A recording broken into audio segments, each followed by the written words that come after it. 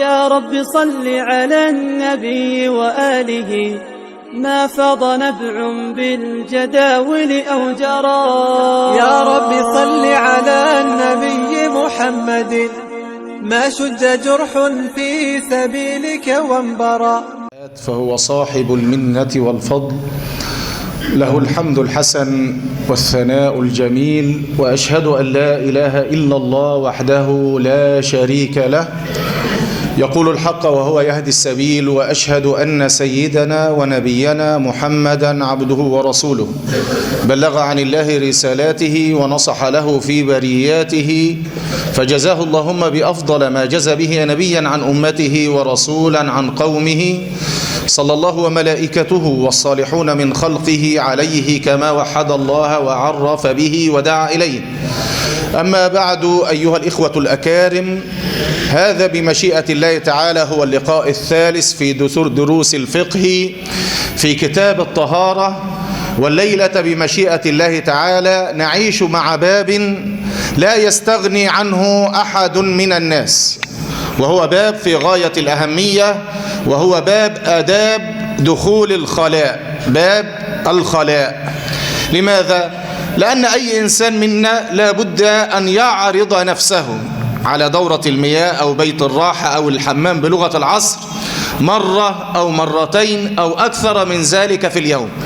هذا العرض على دورة المياه أيها المؤمنون له عبودية. كل شيء في الكون له عبودية، والإنسان إما أن يكون عبدا لله للوحي، وإما أن يكون عبد لهواه. وكما قال سفيان الثوري رحمه الله: العبودية إن استطعت ألا تحك رأسك إلا بأثر فافعل. يعني عايز تهرش، هات دليل للهرش. وفي الفقه نتعلم هذه الأدلة: كيف ننام، كيف نصحو، كيف ندخل دورة المياه، كيف نخرج منها، كيف نتزوج، كيف نطلق، وما شابه ذلك. آداب الخلاء أو آداب قضاء الحاجة. الخلاء يطلق على المكان الخالي وعلى المكان المعد لقضاء الحاجة. وكانت العرب قديما تستنكف أن تبني بيتا أو تعد مكانا للخلاء في البيوت، فكانت تجعل ذلك في الخلاء في الصحراء، يخرجون لقضاء الحاجة في الصحراء، لذلك يسمى الخلاء أو باب قضاء الحاجة. هذا الباب أيها المؤمنون فيه أكثر من 10 مسائل، وهي في غاية الأهمية، على كل مسلم لا بد أن يتفقه فيها. المسألة الأولى: يستحب لمن أراد أن يدخل الخلاء أن يقول: بسم الله، اللهم إني أعوذ بك من الخبث والخبائث. واحنا مش عايزين درس الفقه يكون درس جاف، لذلك سنتعلم بعض المعاني الكلمات. قبل أن تدخل إلى دورة المياه تقول: اللهم إني أعوذ بك من الخبث والخبث. إيه هو الخبث؟ عشان تبقى تقول الذكر وانت عارفه. الخبث جمع خبيث، الخبث جمع خبيث وهم ذكران الجان، والخبائث جمع خبيثة وهم إناث الجان. دورة المياه هي بيت الشياطين، فتستعيذ بالله. شوف تحصيل لنفسك، تقول: بسم الله، اللهم إني أعوذ بك من الخبث والخبائث. ويستحب إذا خرج أن يقول: غفرانك. ندخل بالرجل اليسرى ونخرج باليمنى. طبعا الذين يستهزئون بالسنة يقولون إن المسلمين يتكلمون عن دخول دورة المياه بالشمال والخروج باليمين، وأوروبا وأمريكا صعدوا إلى الفضاء. فهب أننا تركنا السنة ولم نعمل بسنة النبي صلى الله عليه وسلم، هل سنصعد إلى الفضاء؟ لا والله، نحن ما تقدمنا إلا باتباع سنة النبي صلى الله عليه وسلم. كان المسلمون الأوائل تضاء شوارعهم، وكانت أوروبا تعيش في عصور الظلمات في القرون الوسطى، ولكن حينما تركنا سنة النبي صلى الله عليه وسلم تخلفنا. فالإنسان يدخل برجله الشمال ويقول هذا دعاء، ويخرج برجله اليمين ويقول: غفرانك. انت بتقول غفرانك ليه؟ برضو تبقى عارف لماذا تردد هذا. تقول غفرانك لأنني يا رب لم أذكرك في ذلك المقام في قضاء الحاجة. وقيل تقول غفرانك يا رب لأنك لو أردت أن تعاقبني لحبست هذا الأذى في. فمن أعظم هذه النعم التي أنعم الله بها على العباد هو نعمة الإخراج. يدخل الحمام الإنسان دورة المياه ويخرج دون أن يذكر الله ولا يشكر الله. غفرانك يا رب. كان علي بن أبي طالب رضي الله عنه إذا خرج بعد قضاء حاجته يضع يده على بطنه ويقول الحمد لله والله إنها لنعمة لو يعلم العباد قدرها. إنها لنعمة لو يعلم العباد قدرها. المسألة الثانية أيها المؤمنون، إذا كان الإنسان في الصحراء يستحب أن يبتعد حتى لا يراه أحد من الناس. وده هدي النبي صلى الله عليه وسلم في سنن ابن ماجه من حديث جابر بن عبد الله رضي الله عنه قال كان رسول الله صلى الله عليه وسلم صلى عليه لا يأتي البرازة يعني موضع قضاء الحاجة حتى يتغيب فلا يرى، يعني لا يراه أحد من الناس. ويستحب ألا يرفع ثوبه حتى يدنو من الأرض. في سنن الترمذي من حديث أنس بن مالك رضي الله عنه كان رسول الله صلى الله عليه وسلم إذا أراد الحاجة لا يرفع ثوبه حتى يدنو من الأرض. ليه يا أخوانا؟ لا يرفع ثوبه حتى يدنو من الأرض، حتى أولا لا تنكشف عورته، وحتى لا يصاب ثيابه برذاذ هذا الماء. ربما تأتي ريح وإنسان يقضي حاجته فيصاب بهذا الرذاذ فتتنجس الثياب، وحتى لا يرى أحد عورته فيبتعد النبي صلى الله عليه وسلم حتى لا يراه أحد من الناس. المسألة الثالثة، يحرم التبول والتبرز في طريق الناس وفي ظلهم.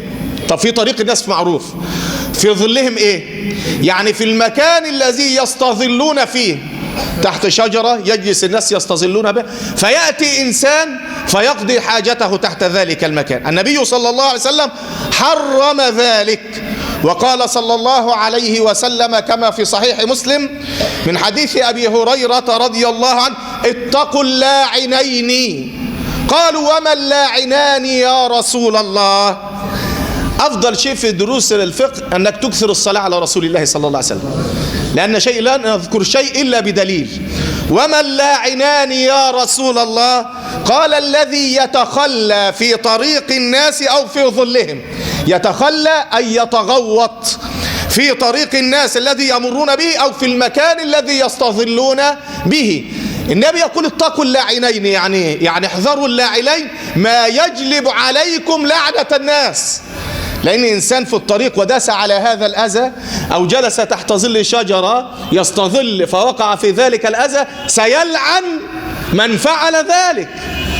فالنبي صلى الله عليه وسلم اتقوا اللاعنين، احذروا ما يجلب عليكم لعنة الناس لكم ومن يفعل بهذا. ويحرم البول في الماء الراكد، الماء الساكن الذي لا يتحرك. في صحيح مسلم من حديث جابر بن عبد الله رضي الله عنه أن النبي صلى الله عليه وسلم نهى أن يبال في الماء الراكد. المسألة الرابعة وهي في غاية الأهمية، لا يجوز استقبال القبلة واستدبارها في الصحراء بلا حائل. ركز في هذا الكلام، لا يجوز استقبال القبلة ولا استدبار القبلة في الصحراء بلا حائل ولا ساتر. في الصحيحين من حديث أبي أيوب الأنصاري رضي الله عنه رحمكم الله أن النبي صلى الله عليه وسلم قال إذا أتيتم إلى الغائط فلا تستقبلوا القبلة ولا تستدبروها ولكن شرقوا أو غربوا. ده في الصحراء يا أخي. أما في البيت، طب الإنسان بيبني بيت يجوز أن يستقبل القبلة أو نعم، طالما في ساتر أو حائل يجوز أن الإنسان يكون دورة المياه في استقبال القبلة أو في استدبارها، والأفضل ترك ذلك في الصحراء وفي غير ذلك. الدليل على ذلك أما إذا كان في البيت وإذا كان هناك حائل، يعني مثلا جدار، حيطة، ساتر، عمود أو ساتر، فلا يحرم استقبال القبلة واستدبارها، ده في البيوت، لأنه قد ورد في الصحيحين من حديث ابن عمر رضي الله عنه قال: رأيت النبي صلى الله عليه وسلم في بيته يبول مستقبل الشام مستدبر الكعبة. تبقى النبي مستدبر الكعبة في بيته لأن هناك حائل. وأيضا عندنا دليل آخر في سنن أبي داود من حديث مروان بن الأصفر قال: رأيت ابن عمر أناخ راحلته مستقبل القبلة، يعني يجي في الصحراء كده وأناخ البعير بتاعه مستقبل القبلة، ثم جلس يبول ناحية القبلة، بس بينه وبين القبلة إيه؟ البعير. فقلت: يا أبا عبد الرحمن، ودي كنية سيدنا عبد الله بن عمر، يا أبا عبد الرحمن، أليس قد نهي عن هذا، يعني استقبال القبلة أو استدبارها في الصحراء؟ قال: بلى، إنما نهي عن ذلك في الفضاء، فإذا كان بينك وبين القبلة شيء يسترك فلا بأس. إذا كان بينك وبين القبلة شيء يسترك فلا بأس. وذكر عن الشعبي أن سبب النهي في الصحراء أنها لا تخلو من مصل من ملك أو آدمي أو جني، فربما وقع بصره على عورته. تبقى هذه المسألة نتعلم منها أن الإنسان إذا كان في الصحراء وأراد أن يقضي حاجته يشرق أو يغرب ولا يستقبل القبلة. أما في البيوت فلا بأس أن تكون دورة المياه في استقبال القبلة أو في استدبارها طالما أن هناك ساتر أو حائل. كذلك مسألة البول قائما، يجوز البول قائما والقعود أفضل. يجوز البول سيدنا قتادة يقول: بل لم يعرف الاختلاف لم يشم رائحة الفقه بأنفه. شوف في الصحيحين من حديث حذيفة بن اليمان رضي الله عنه قال: انتهى النبي صلى الله عليه وسلم إلى سباطة قوم فبال قائما. انت عارف سباطة اللي هي المزبلة، وقف النبي صلى الله عليه وسلم على هذه المزبلة وبال قائما. تيجي تلاقي حديث ثاني رواه الترمذي والنسائي من حديث أم المؤمنين عائشة رضي الله عنها تقول: من حدثكم أن رسول الله صلى الله عليه وسلم بال قائما فلا تصدقوه، ما كان يبول إلا قاعدا أو جالسا. طب كيف نوفق بين الحديثين؟ وهذا حديث صحيح وهذا حديث صحيح. هل هناك تعارض بين الحديثين؟ لا، ليس هناك تعارض. العلماء أجابوا على ذلك قالوا: وقول عائشة لا ينفي عما جاء عن حذيفة، لأنها أخبرت عما رأت وحذيفة أخبر عما رأى. ومعلوم دي قاعدة احفظها، أن المثبت مقدم على النافي. ليه؟ لأن معه زيادة علم. واحد مر دلوقتي قدام جماعة الشهداء قال: أنا شفت الناس قاعدين في مسجد الشهداء وفي درس يلقى في مسجد الشهداء. واحد تاني قال: أنا لم أرى ولم أسمع. نأخذ بقول من؟ الذي أثبت وقال، لأن معه زيادة علم، لأن حذيفة كان يخرج مع النبي في الغزوات والحروب فأخبر عما رأى في حال النبي خارج البيت. أما عائشة فأخبرت عما رأته في البيت، فالنبي كان في البيت لا يبول إلا قاعدا جالسا. أما في خارج البيت، طب شوف سبحان الله، النبي صلى الله عليه وسلم وهو من أرحم الناس بالأمة كان يفعل الرخصة وهو غير محتاج إليها. لأن يأتي الإنسان دلوقتي ربما في مكان في الحمامات العامة ما فيش إلا المباول، فيحتاج أن يتبول قائما، ما فيش دورة مياه. فشوف النبي يفعل الرخصة رحمة بأمته، فيبول قائما ويبول قاعدا، يشرب قائما ويشرب قاعدا صلى الله عليه وسلم رحمة بأمته، ولأن الأمة ستحتاج ذلك بعد زمن النبي صلى الله عليه وسلم. فالمثبت مقدم على النافي لأن معه زيادة علم. فمسألة البول قائما جائز ومسألة البول قاعدا جائز، لكن الإنسان في البيت في بيته لا يبول إلا قاعدا، لكن في الشغل في الطريق يجوز أن يبول قائما. المسألة السادسة وهي مسألة مهمة جدا كثير من الناس يستهين بها، وهي الاستنزاه من البول. مسألة في غاية الخطورة يا أخوانا، الاستنزاه من البول. روى الدارقطني من حديث أبي هريرة رضي الله عنه قال رسول الله صلى الله عليه وسلم: استنزهوا من البول فإن عامة عذاب القبر منه. تخيل، معظم الذين يعذبون في قبورهم الآن من المسلمين بسبب عدم الاستنزاه من البول، وتحسبونه هينا وهو عند الله عظيم.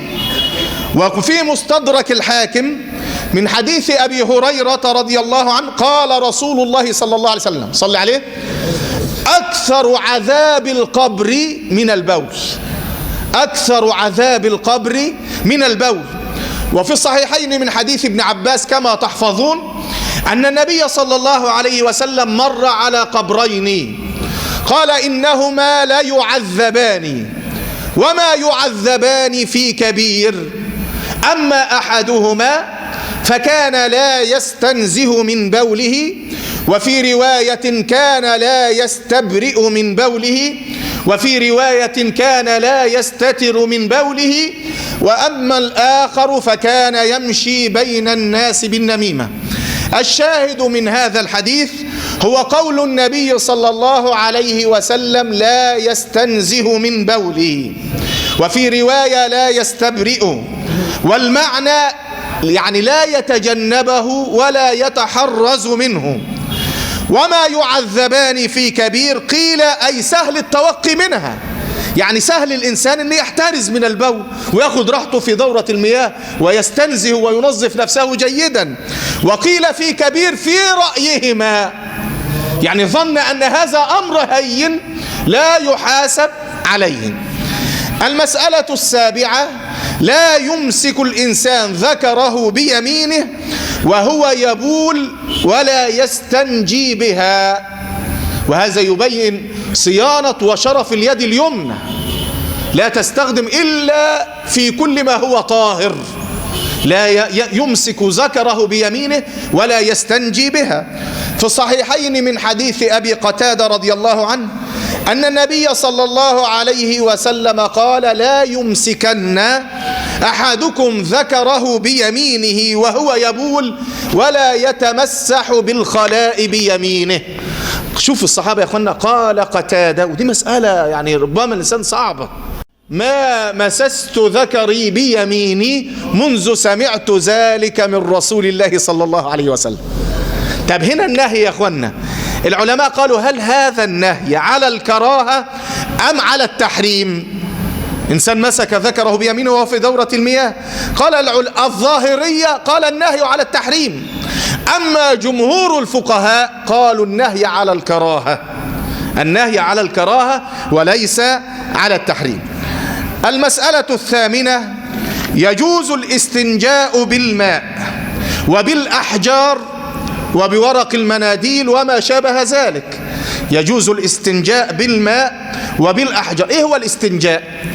الاستنجاء إزالة النجو وهو الغائط، والنجو ما يخرج من البطن من ريح أو غائط. في الصحيحين من حديث أنس بن مالك رضي الله عنه قال: كان رسول الله صلى الله عليه وسلم يدخل الخلاء فأحمل وأنا غلام نحوي إداوة من ماء وعنزة فيستنجي بالماء. إداوة، أنت عارفين الجربة الصغيرة التي تكفي للإنسان لمجرد شربه وضوء. إداوة من ماء يعني قرب من الجلد يأخذها النبي صلى الله عليه وسلم يستنجي بها. العنزة اللي هي الحربة يجعلها النبي صلى الله عليه وسلم في قبلته يستتر بها. إذا صلى أحدكم فليجعل سترة بينه وبين قبلته. ماشي يا أخوانا؟ فيستنجي بالماء. والاستنجاء كما قلنا إزالة ماء على السبيلين، القبل أو الدبر بالماء. أما الاستجمار إزالة ماء على السبيلين بالأحجار أو ما شابه ذلك. قال الشيخ ابن عثيمين: ويدخل في ذلك ورق المناديل. انت لما تروح مثلا بلاد شرق اسيا زي كوريا الشماليه او اليابان ما تلاقيش هناك لا يستعملون الماء. يعني واحد حدثني قال لما رحت ادور في البتاع ادور مفيش شطافه مفيش اي حاجه، فلما نزل مصر تاني يوم واخد الشطافه معاه من مصر لان حاطين هناك ولا لا يستعملون بالماء. وفي نزل قوم يحبون ان يتطهروا نزلت في اهل قباء لأنهم كانوا يتطهرون بالماء. تبقى الاستنجاء إخراج ما على السبيلين وإزاحة ما على السبيلين بالماء. أما الاستجمار بغير الماء، إزاحة ما على السبيلين بالأحجار أو بالمناديل. طب إيه الدليل على الاستجمار؟ في سنن أبي داود والنسائي من حديث أم المؤمنين عائشة رضي الله عنها أن رسول الله صلى الله عليه وسلم قال: إذا دخل أحدكم إلى الغائط فليذهب معه ب3 أحجار فليستطب بها فإنها تجزئ عنه، ولا يجوز الاقتصار على أقل من 3 أحجار. يعني الإنسان لا يذهب بأقل من 3 أحجار. أنت في الطريق وحبيت أنك تقضي الحاجة وليس هناك ماء، ماذا تعمل؟